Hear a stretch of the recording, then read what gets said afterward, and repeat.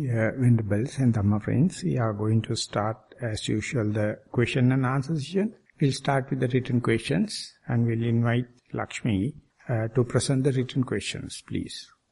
Thank you, Venerable Sir. We have 11 questions in all. About 4 or 5 of them are on Dhamma talk. Sitting meditation. As I was observing my breath, sounds came, corresponding mental objects arose. With this, a story is fabricated. Layers of assumptions associated with the sound arose almost simultaneously.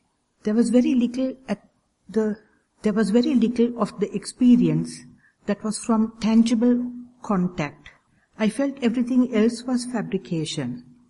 I'm not sure how to make sense of this. Please bear with me in providing some clarification. Walking meditation. As I was observing mindfully, the walking thoughts came and went. Then I was able to retain awareness of the contact of soul on the ground for several moments. I observed mindfully, however, that with every new movement in the visual field of every new sound, my mind became aware of it before it disappeared into the background. Please advise how to proceed. Please advise on how to proceed. Thero Saranai. So both the narrations, both the experience invite us to us. Before the contact happens, the selection happens. Or after the contact, the selection happens. Or the manifestation happens. It's a very tricky question.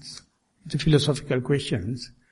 When the contact happens, before contact, is there any directed disposition to our mind to select this instead of this? Or is it happen after the contact? So when you look at the Tripitaka, you have both the theoretical backings.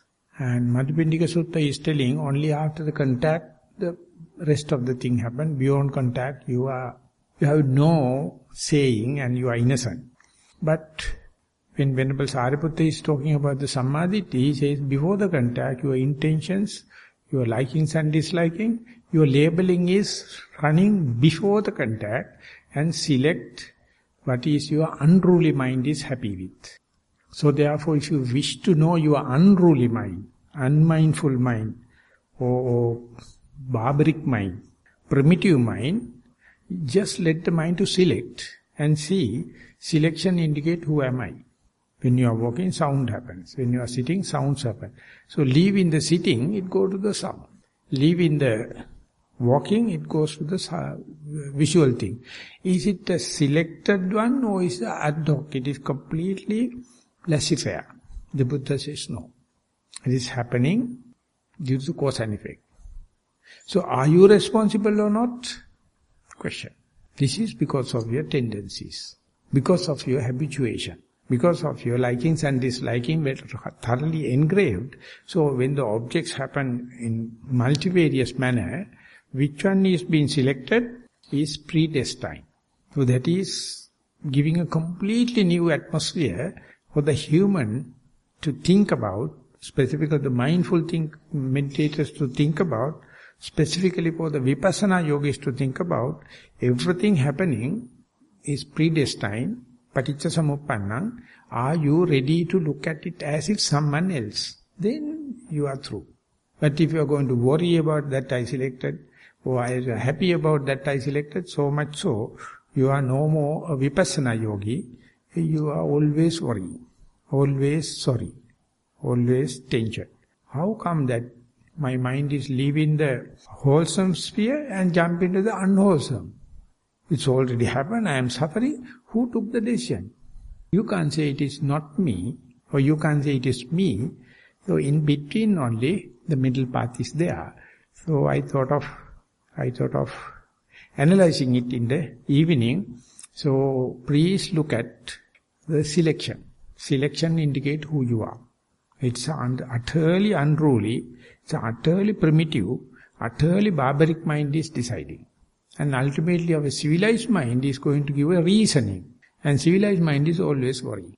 So much so you are not a yogi. So always regret, always panic, always tension. Till you sort it out under the nose, red-handed, and that is possible. But I doubt whether it is possible for each and everyone. But if you are smart enough with all the capacity and the facilities and the ways and means, one day you will catch all the fellow red-handed. That is what happened in the enlightenment of the Buddha. He catch all the fellow who is selecting and who is leading or misleading. So we'll go to the next question also and see, and hopefully we can discuss a little bit further in the day's Dhamma talk. This is on report on sitting meditation. I sit comfortably on a bench under trees near shrine room and focus on breathing. I note cool air going in and come out inside the left nostril. I am mindful of sounds and don't like or dislike them. I am mindful of thoughts happening, sometimes after they linger a bit, and I am not regretful of it. Sometimes I am mindful without a primary object. I don't even note emptiness. I feel mind get a feeling of settling down. Then I am mindful of my breath inside nostrils and sounds and thoughts. Then I again get that feeling of settling down. This continues till the end of the meditation session. I observe that I can get into calmness and experience this feeling of settling down when I am outdoors. Dear Bhante, please comment and advise. May you attain Nibbana soon. So the early part says you are meditating like a rock. You are meditating like a block. You are not adding anything, just see. And then it says that calmness can come. At that kind of a mind, calmness and the agitated mind is exactly the same. Whether it's agitated or calm. No specific special desire for the calmness. So you are not worried whether your mind is agitated or calm, because you know, just like you are not worrying about the sounds, just like you are not worrying about the thoughts, whether you are not worried about whether primary object is available or not. That's the way you emancipate from the objects, from the calmness, from the agitation. So much so, you are making use mindfulness as the pivot, mindfulness as the benchmark, mindfulness as the assembly ground. And there you can see all the things come and try to trigger you off, motivate you. Main thing is understand them. Even motivated and triggered off, even agitated, take it as a state of mind. And even it's calm down and everything, consider it as a state of mind. No value whether calm mind is better than agitated mind, or agitated mind is calm down, because you try to see agitation under your very nose as and when it happens. Equally you are ready to see calm mind as and when it happens under your very nose. So that is the way you become a yogi, you become insight meditator. Let that happen. No preconceived idea, let them happen. So it is a very, very, very advanced state. As far as you are doing it, it is not advanced. Ultimately it is happening. It's happening, even the very loathful and ugly thing happen, you can see beauty in it. Even the very beautiful thing happen, you can see the snare, you can see the trap in it, and how ugly it is. So therefore, you are independent of the object you are observing. You can interpret either way. This way is not better than the other way. Everything is just mere interpretation. You are independent of it. So this appear like still doing, appear like something willful action. And if it is correct, if you are mature enough, that will happen automatically. There you appear like just a log. You are dead body. You are just like a rock. Things are happening, you are not adding anything, you are not subtracting anything, just observe it. So that's the way, while living in this very vicissitudes of the world, you can move, you can behave unmoved, unbiased. So that some people call as it's unhuman, Some people call that superhuman, extrasensory. You can go to that. So I don't know which one you like, but it's an opportunity, it's an option for you to decide. Please continue. Next is on walking meditation. Most Venerable Bhante, your Dhamma talk inspired me to try walking meditation than before.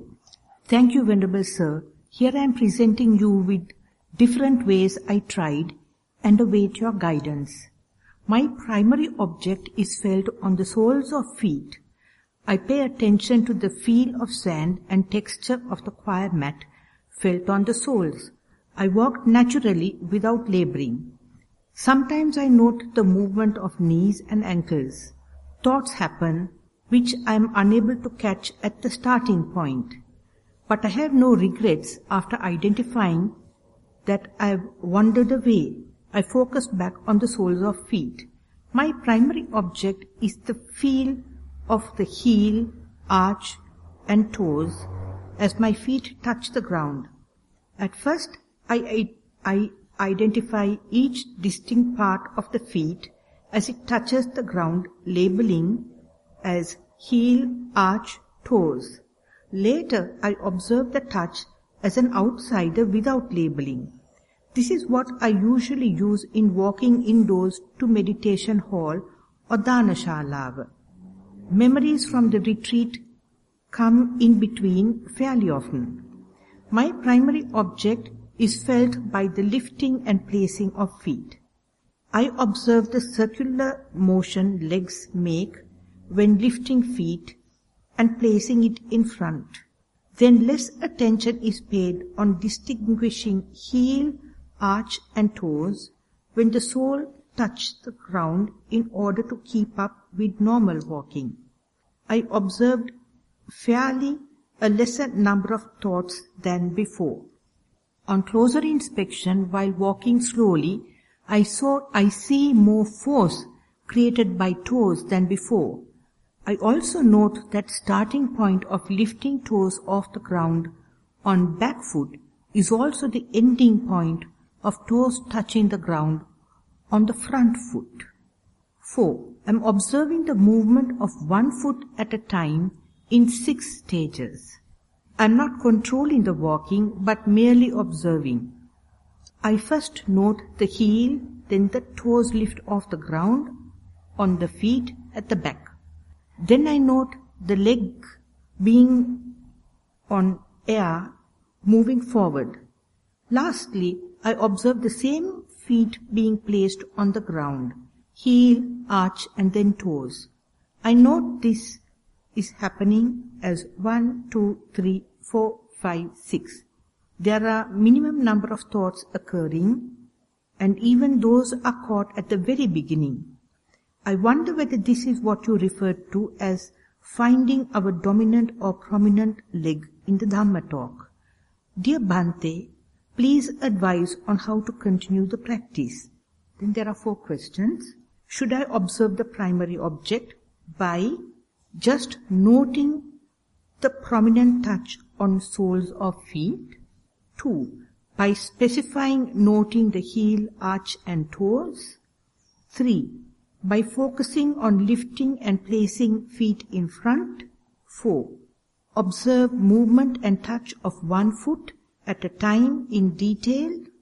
Thank you. Theruvan Saranai. May you attain Nibbana soon. At the beginning, if the mind is bewildered, if the mind is not geared, you have to go as detailed as possible. If the mind is tame and docile, reduce the detail observation, detail noting, detail labeling, and let the mind to be with the object. And ultimately you may learn, even without noting, effortlessly, mind will be be with the object without much of exerting energy. Just like at the beginning of the language, you have to learn letter by letter. And after you have to write a word. And then you have to write a partial of the sentence. And then learn sentence. And then the chapter. And then the essay. But once you develop, the letter by letter is not necessary. By looking at, you can observe it. So therefore, very difficult to spoon feed this kind of thing. You have to put into practice and see when to go in detail. If the mind is unruly, not tamed, go in detail. If the mind is tame and docile and the object is face to face, go with the gross, the system as such. So same, if you know the art, will you see in the secondary objects also. At the beginning you have to see the secondary object, label it and discriminate it, but later you find, just by noting this is not the thought, breath, or this is not the feet, it's a thought, that itself is enough. So ultimately you will find thoughts and the pain and the sound, everything is the equal. So at the beginning what I am telling is, go in detail if the mind is not mindful. If the mind is mindful, let the mind do your own business. Report on walking meditation. Most Venerable Bhante, during early morning walking meditation, I focused on soles of feet touching the choir mat.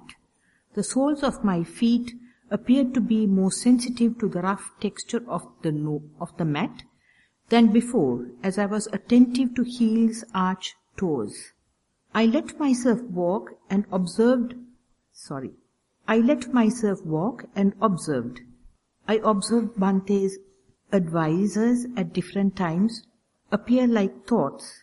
Then I tried to engage mind more on walking by focusing on the circular motion of legs when lifting and placing on the mat. Thoughts occurred. They were all related to the retreat. As a solution to keeping thoughts at bay, I observed the movement of the right leg in detail. I observed how it lifted off the mat, dropped down, and how soles touched the mat for one length of the mat. Then I observed lifting, dropping, soles touching the mat on the other feet, while walking the next length of the mat. The leg under observation felt much heavier. Thoughts rarely occurred. This continued for about 30 minutes. I felt very calm and content at the end. Thank you very much for your guidance, Bhante. Much merits, and may you attain Nibbana soon. So, related to the past question as well as this one, there's one incident noted here. When the mind is about to go astray, go bewildered, you bring it to the leg and detail, not detail. In detail, then there's more chances the mind to be with the primary object. Don't note the secondary object. So this is a kind of a technique. I don't know whether by my explanation you get it, the idea. By detail noting you can keep the mind occupied with the face-to-face with object so that you can do away with the others. But once the mind becomes tamed, not necessary that kind of detailed observation. Naturally mind will be with the primary object. If it is so, don't unwantedly exert energy and it will be conducive for agitation of the mind. So therefore this balance is a matter of trial and error. It's a matter of time. Walking meditation outdoors. I stood at the end of the walking path, facing Bodhya. I noted that I was standing as my body was still with weight on feet. My primary object was the soles of my feet. I felt the sand beneath my feet. I noted difference between warm and wet sand, smooth and coarse sand, grains at different parts of the stretch. Feet meeting sand made a little sound. I noted that sometimes my primary object changed from soles of feet to the sound made by my 2 feet walking. Other sounds stayed at the background. My eyes were focused on the Bodhi tree. I also tried walking backwards. My primary objective was still the soles of my feet. I felt the full arch touching warm sand where there were bumps on the walking path. As I walked backwards, my secondary object was the Bodhi tree. I saw it getting nearer and further away. A thought occurred. I remembered when I was doing walking meditation yesterday morning, how monkeys jumped in front of me crossing the walking path, which didn't bother me at all, as I just noted monkeys and kept on walking. About 5 monkeys kept on jumping in front of me, and I kept on walking. Then I remembered the Dhamma talk yesterday on how Bhante mentioned channels change when we are at the end of the walking path. The memory of me walking on the 3rd floor and having come to the turning point at the end of the mat and seeing monkeys out of the window far away and stopping to watch came to mind. I thought that I will share this in today's Q&A and went back to walking. Dear Bhante, please comment and give your advice. Question. Is having eyes on the object, such as bow tree, instead of on the ground, okay or not okay? I find this Q&A session very useful to practice, as I can learn from my answers to my questions, from the answers to my questions, as well as from others' questions. Much merits to you. So whether you are pointing a secondary object like pottery or not, you have to see whether your mindfulness is increasing by such an action. If it is increasing, yes, good. If it is distracting, don't do that.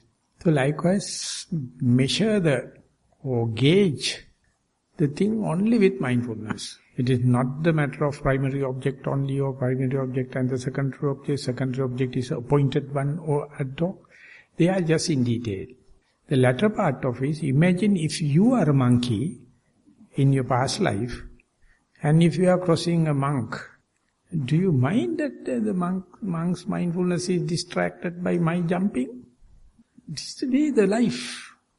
Now you consider you as a human and that's a monkey. But if you are a monkey and if you see a monkey is walking or meditator is walking, who cares? In that sense, monkey is more advanced. Who cares? So when we go to the Slovakia, there was a teacher's seminar. First day only I went there, second day Sampath went, Sanat, and asked them the other kind of mindful games. So they are not aware of mindfulness, but they are utterly down to earth teachers. Few teachers, 2 were suckling babies. Always babies are coming and suckling, and mother is training. And they came out with the mindful games, with the concept. They demonstrated, if we got proper idea of mindfulness, mindful walking, this is what we are going to suggest, and tomorrow we are going to do it in the school. First, ask the children from here to the other end, go like a serpent. Lie down, and you have to go like a serpent. And the second, you have to go like the alligator and a reptile. And then you have to go from here to there, jumping like a frog. And then you have to go to the other side like a duck. And then later you have to go like a bear, wild bear. And then last, has to go like a human. And manager also went there to the translation work. He told when the ladies are with, teachers are showing this game, the tears came into his mind. When we are walking, what a comfort we are doing. If you are a serpent, if you are a frog, if you are a duck, see what a difficult task. And after walking, they says, now it's a time for walking meditation. See how many steps you can be mindful. That is the way starting from the amoeba to the human being. We are passing each and every time how easy for a human being to be mindful in walking. So monkeys are coming and telling, hey you guy, you don't know now, you think you are a human, no? This is the way you were. I don't care you. But you caring me, you fool, I don't care. Till one day, monkey will jump into your head and jump into the roof. No problem. A monkey is never respecting whether it is touch your foot or the head. You develop a monkey mind, you are very advanced in meditation. Don't worry. You are monkeys and you are humans, and monks and monkeys, they are always very close. So adding these things are very good to make the meditation like a hobby, like a game. Meditation like something to be thrilled with the frills and everything. Don't take so serious. Please continue. Dear Bhante, when I make a new observation that I have not experienced before, while walking or sitting meditation, such as feel of sand on arch of feet, on a part which usually doesn't touch the floor, or observing the difference in length of in-breath and out-breath for the first time, or for the first time during the day, I feel very happy and have a sense of accomplishment. This motivates me to do more and observe more attentively. So I consider this as a very good thing and consider myself a good learner. There's a doubt in mind whether this is my ego playing its role. Please comment and advise. Thank you, Bhante. Much merits to you. So this is the difference between meditation and mindfulness. When you are doing meditation, you are very regimented, full tension, you are worried about what is happening. When you are mindful, don't care. You are very happy. You do whatever you do. Don't label it as mindful meditation, but you are here and now. So contentment is here and now. As far as you are searching, you are not here and now. So therefore let the here and now to imbibe into the present moment and just be. It is such a system, such a contentment, inalienable, unalloyed, but no system. Just be. But very difficult. Specifically with the Buddhists. They are always with some kind of a frame in their mind that is called meditation. So de-learning it and to be mindful person, mindful walking and mindful sitting, very difficult, but not impossible. So make yourself happy in the present moment. Venerable Sir, so far we have covered all the questions on sitting and walking meditation. There is one more question on meditation with regard to relationships, and after that come the Dhamma questions. Dear Venerable Bhante, on meditation, was very angry with two ladies who blamed me. In front of Bhante, very sweet and nice, but not... You may repeat the two sentences. I can't get... You may please repeat. Okay. Was very angry with two ladies who blamed me. In front of Bhante, very sweet. Okay. In front of Bhante, they are very sweet. And nice. But not nice when Bhante is not around. Just hypocrite. I will read the whole question, then you'll understand, okay? We have to go on pilgrimage, but was reluctant and not happy to go. Bhante insisted. At the rest house, didn't go near them. Instead, do walking in the garden from far. Do walking in the garden. Must be full stop. From far, Bhante shouted, do your metta sitting and walking all the time. After pilgrimage, told friend what happened, and tears just automatically rolled down. Mother died, not a tear, and this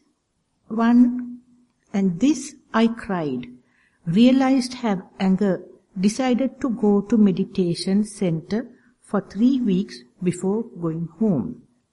Told friend not to call, will come down in 3 weeks. In the center, sitting everywhere is not right. Body very uncomfortable, with aches and pain, and the thoughts of them keep appearing. Could not focus on primary object, which normally I could. Walking, the same, can't focus on sole of foot. Only few steps, the thoughts arise. Tried all sorts, few steps, sit and walk, still no success. Then realize Bhante and Buddha's words. Do sitting, clenched teeth, focus on primary object, the nostrils, in and out breath, touching the same spot. When the hated thought arise, quickly change to metta. This kept on from primary object to secondary object. For a while, these go on until realize no more discomfort, no pain and aches. then a square board with a hole, then a bright ball appeared and went. Then nothing. Breath comes back at the nostril. These phenomena come in quick succession, then start to reflect from start, was relieved. After 3 weeks, met the ladies, asked them for forgiveness and thanked them for giving me the condition. Bhante, please comment and correct if wrong. So this is the aesthetic kind of essay. This is not what we expect in the interviews. This is kind of a essay writing or kind of a narration. It's not necessary. You have to put it in a technical way, then it will be very short. Of course not so sappy, not so juicy, but that must be the way. Otherwise it is like a script for a video clip, for a filming. So don't do it. We are here not to tell the aesthetic part. So fact is there. One can understand it, but you must learn the technical language so that you can write short and sweet. Continue to present the experience in a technical way, or we call scientific writing, technical writing. Scientific writing rather than narrating with this all the kind of thing. Not that I am blaming it is a false, no. But the presentation must be appropriate to the retreat. That's all I have to say. So shall I invite the person to come and talk to me? No. Don't provoke this kind of thing. Okay, no, I mean to rewrite the question for guidance. He came to you or no, I don't know who the person is. Forgive and forget about, just like a monkey in front, jump in front of you. Okay. The next are 4 questions on Dhamma related to meditation. Venerable Sir, I thought walking meditation was suitable meditative way for multitask person. Yesterday during Dhamma talks, I noticed sitting meditation ideal to multitask person. Please explain, sir. Thank you. Thero Saranai. So it depends on the terminology. What do you mean by multitasking? Everyone is multitasker. If he wants to say, I am such a serious, extraordinary, exclusive multitasker, that means you are very happy with multitasking. Not a single person I find. Like myself, I have so much of things, but I am quite at ease. I never call it as multitasking. It's a way. If you have seen my mother, you will be amazed. Raising 11 children, there is no kitchen equipment, nothing. She has to find the firewood, she has to find the water, she has to clean each and every pot. Early morning getting up until the last minute. She's very happy. You do not know. So this is the way you make complications out of simplicity. It depends what you mean by the multitasking. But when you are talking and when you give a talk, you use these terms to indicate, don't make excuses thinking that you are a multitasker. Everyone is a multitasker, that means everyone is complicating jobs. I think maybe there was a problem with the language here, Swaminathan sir. Can I see if I can interpret the question again and see if there was a difficulty with understanding? The person has to define the term multitasking. I think the person is trying to ask, the person had assumed that walking meditation was better for a multitasker, and yesterday during the talk learned that sitting meditation is what you recommend for a multitasker, and the person doesn't know why. No, I had no that kind of an idea. Okay. So even in sitting, if you are sitting in a temple where the Bodhi Puja is happening, and if you have to maintain the integrity, then multitasking. Because people are making use of the Buddha to make noise. People are making use of the Buddha to make disturbance. You making use of the Buddha to calm down. So they are multitasking even in sitting. So it depends. How do you define it? But I had no notion to say that sitting is more challenging than walking towards the multitasking, no. Another Dhamma question. Most respected Bhante, if I heard it right, you say that the mind is free of defilements when it is with the primary object. And you also say that some people are attracted or attached to emptiness, while other people are attached to the primary object or to objects in general. So, if someone tends to be attached to object, how can it be that his or her mind is free of defilements when he/she is with the primary object? Please can you explain? Thank you. Thero Saranai. So in a gradual way, you can be face to face with the neutral object.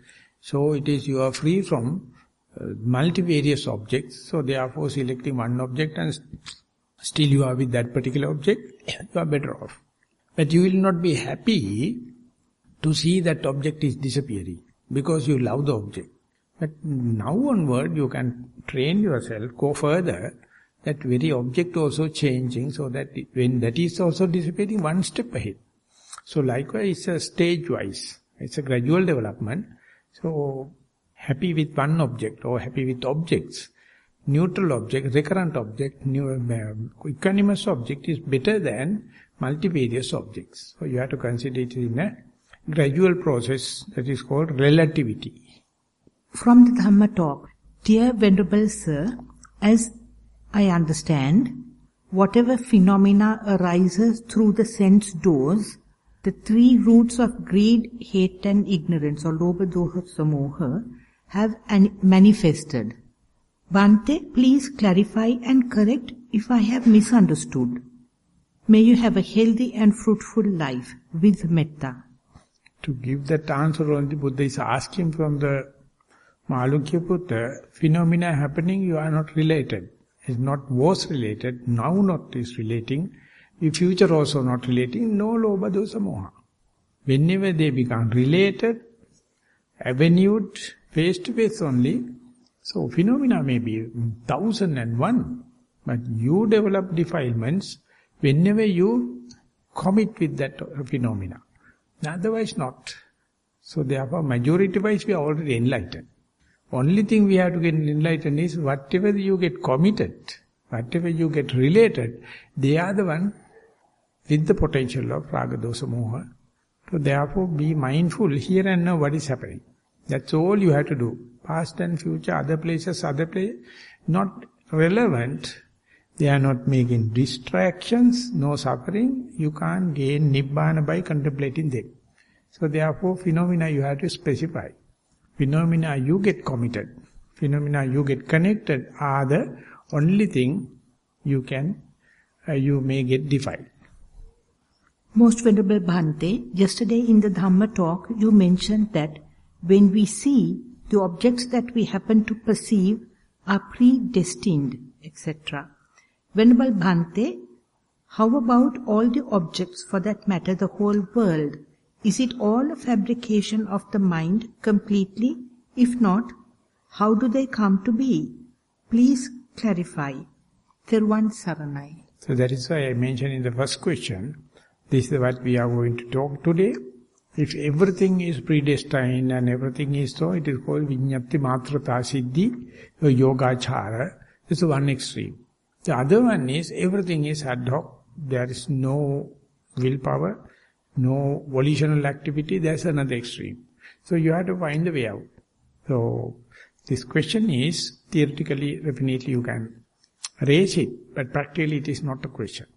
Because we are going in a gradual basis, so we will try in the Dhamma talk to go a little further, explore a little further towards the many object and how we select one, how we get the gist, get the connection. It is very interesting. Most Venerable Bhante, thank you so much for answering my question yesterday. I am giving my understanding to get confirmed, as clarifying this is really important for practice of mindfulness.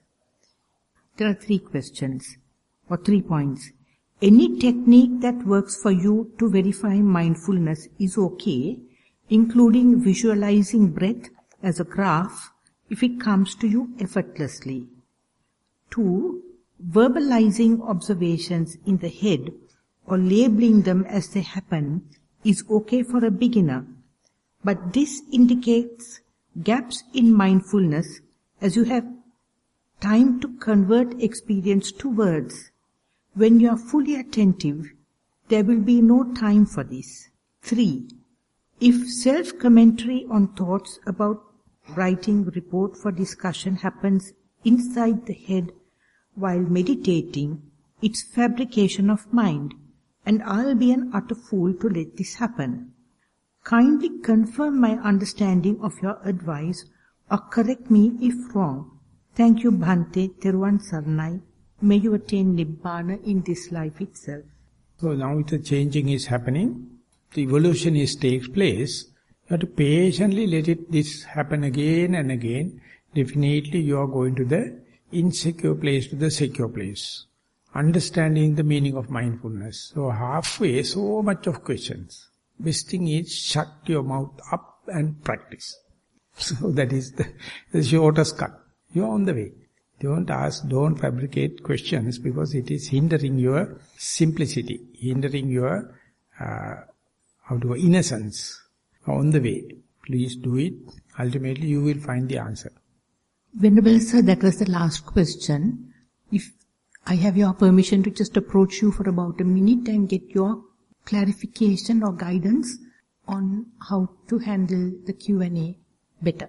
You are better off already. I'm okay? Yes, sure. All right, then. Otherwise I will whack you with a stick and kind of thing on the spot. All right. I will assure you.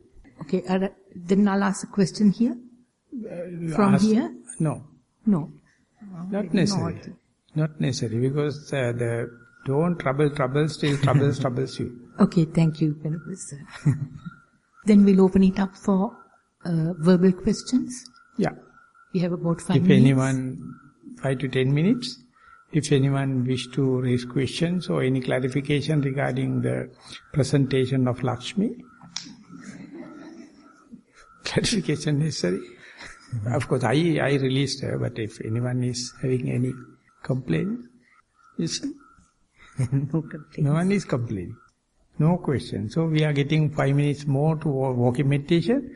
3 o'clock we will be meeting here for the next sitting. Thank you very much for the participation.